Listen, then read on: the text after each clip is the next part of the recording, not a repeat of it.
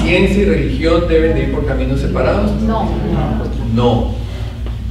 Y eso es un pensamiento que existe entre la gente. La gente piensa que ciencia y religión son dos cosas que no se pueden mezclar. Y la gente incluso se imagina a la ciencia en un ring de boxeo como un gran gigante peleando así acuerpado, musculoso, así como yo, fuertísimo, peleando contra un pobre enclenque chiquito por allá que es la religión. Y le está dando una paliza impresionante la ciencia a la religión. Pero no es así. La ciencia siempre busca la verdad. La religión busca la verdad. Ambas ciencias, ambas fuentes buscan la verdad. Uno lo hace de una forma racional, dándonos el cómo. La ciencia nos da el cómo de las cosas. Y la religión nos da el porqué de las cosas. La ciencia nos puede decir cómo se forma el hombre. La religión nos dice por qué se forma el hombre. La religión nos da propósito, el propósito. La ciencia nos dice por qué se formó un planeta, cómo se forma un planeta. La religión nos va a contestar por qué se formó el planeta. Le da el propósito, le da el sentido. ¿Por qué hay algo en lugar de nada? Porque existe algo en vez de nada. Esa es una pregunta que no se le ha encontrado respuesta. La ciencia no le podrá encontrar respuesta porque existe algo en vez de nada. La religión sí le puede dar una respuesta, pero la ciencia no. Decía el premio Nobel de Química, el descubrimiento más grande del siglo XX fue que Dios existe. La ciencia ha logrado demostrar la existencia de Dios precisamente su profundización de la ciencia. Luis Pasteur decía, poca ciencia me aleja de Dios, mucha me acerca.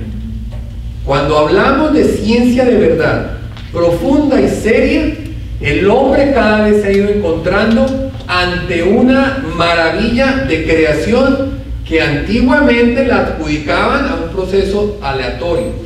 El azar había formado la vida, el azar había formado el universo, porque no sabíamos de realmente lo que estábamos hablando. La vida se pensaba, hasta hace 200 años, ustedes las mujeres no tenían nada que ver en el proceso de fecundación. No se conocía la existencia del óvulo. El conocimiento del óvulo lleva apenas 200 y pico de años de conocimiento. No lo sabíamos. Hasta hace 400 años, hasta el 1600, se pensaba que el planeta Tierra se movía encima de un gran animal. Se pensaba que el planeta se sostenía por un gran animal. Entonces, nosotros pensamos que las cosas siempre han sido desde el conocimiento nuestro de hoy en día, pero no, eso no ha sido así. Cada vez que la ciencia va avanzando y va haciendo grandes descubrimientos, se va encontrando con que existe una persona, que existe un diseño, que existe, obedece la naturaleza y el universo a un diseño. Y si existe un diseño, tiene que existir un diseñador. Nosotros a ese diseñador lo llamamos Dios. Otra persona lo puede llamar lo que quiera, pero nosotros lo llamamos Dios. Reconocemos que existe un diseño. Dios creó las leyes de la naturaleza que gobiernan el mundo, que gobiernan toda la naturaleza. Él creó esas leyes que lo gobiernan. Eso fue su creación.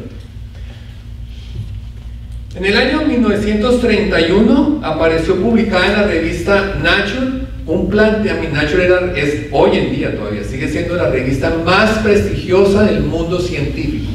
Ahí donde se publican los grandes descubrimientos de la ciencia, se publican en esa revista. Pues muy bien, en el año 31 se hizo la publicación de un documento donde hablaba que el universo provenía de una fuente inicial de energía, de una explosión inicial de energía. Ese argumento que plantea la revista en el año 31 es lo que da origen a lo que hoy en día todo el mundo científico reconoce como el Big Bang o la gran explosión. Que todo el universo provino de un punto inicial de materia, de energía, que explota y de ahí da el comienzo al universo. El autor de ese material fue Georges Lemaitre, que fue un sacerdote católico en ejercicio. El aporte de la Iglesia Católica a la ciencia ha sido invaluable. La Iglesia Católica es un gran patrocinador de la ciencia, del desarrollo científico. Hasta hace pocos años, el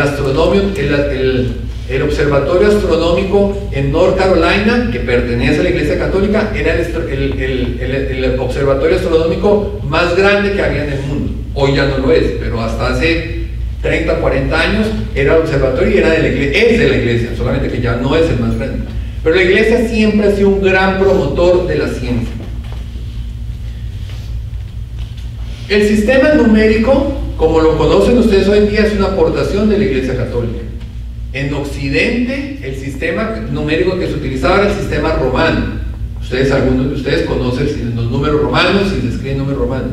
Yo le invito a que haga una suma de dos números romanos y se va a gastar todo el día haciendo una suma de dos números romanos. Ni por qué decir una multiplicación, mucho menos una división. No tendríamos desarrollo científico en Occidente si hubiéramos seguido utilizando el número romano.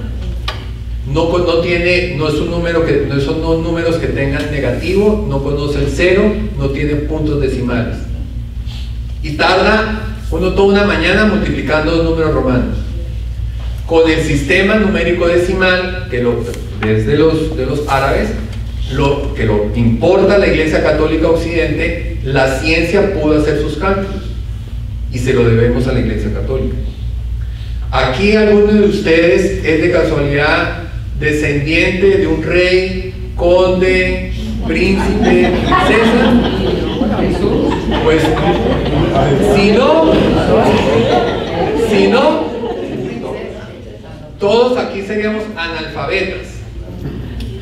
Nunca a los gobiernos les han interesado que nosotros supiéramos leer o escribir. Eso solamente era un privilegio de la oligarquía. No piensen que el mundo ha sido como es hoy en día, que existen hospitales, universidades y colegios. Eso no ha sido toda la vida así. Cuando Jesús iba y sanaba a los enfermos, ¿dónde los sanaba? En la calle, en la sinagoga, no en los hospitales. No existían hospitales en esa época. Ni a los reyes le interesaba sanar a la gente. Al rey no le importa le pagara sus impuestos. Eso siempre fue una labor de la Iglesia Católica, educar a la gente. Entonces la Iglesia fue, listo, ya me están haciendo señas aquí, ya vamos a cortar. La Iglesia fue la que instituyó la educación. Universidades. Las primeras fueron las universidades monásticas. Los monasterios empezaron a acoger a la gente, sí, originalmente para la formación del clero, pero con el tiempo eso se fue extendiendo a otra gente. ¿Enseñando qué? Ciencias, matemáticas, filosofía, letras, artes. Esas universidades salieron de los monasterios y se radicaron en las universidades, y formando lo que se conocían las universidades episcopales. Eran las universidades, centros de formación universitario o profesional en las grandes ciudades, ya no en los monasterios a las afueras de las ciudades, ya en las ciudades, para que tuviera la gente acceso. Colegios, hospitales, eso es un gran aporte de la Iglesia Católica. La fecha, el tiempo se medía mal, erróneamente. Calendario juliano era un calendario de base lunar con un error grandísimo. Fue la Iglesia la que hizo el ajuste del calendario y la ciencia pudo tener una precisión en la forma de medir el tiempo. Sí, el método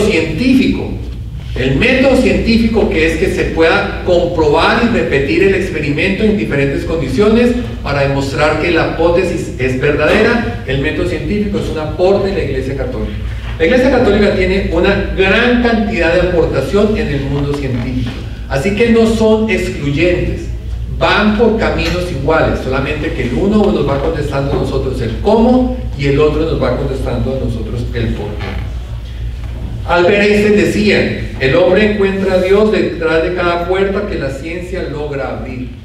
Albert Einstein encuentra a Dios detrás de cada puerta que logra abrir. Él también decía, la religión sin la ciencia está ciega y la ciencia sin la religión está coja. Decía otro premio Nobel de Química del 69, no hay incompatibilidad alguna entre la ciencia y la religión. La ciencia demuestra la existencia de Dios. Lo que el hombre sabe hoy en día, por ejemplo, el ADN. El ADN que cuando se plantea el ADN que plantea hace 50 o 60 años, cuando ya empezó a ver esa teoría del plasma primitivo que dio, de acuerdo a la teoría de Darwin, el origen a toda la vida, no se sabía que era una célula en realidad. Hoy en día lo que sabemos de una célula y del ADN, cómo funciona, es una cosa absolutamente maravillosa. Yo los invito a ustedes que se echen una miradita en YouTube en videos de formación de cómo funciona ya el ADN por dentro. Es una cosa absolutamente maravillosa.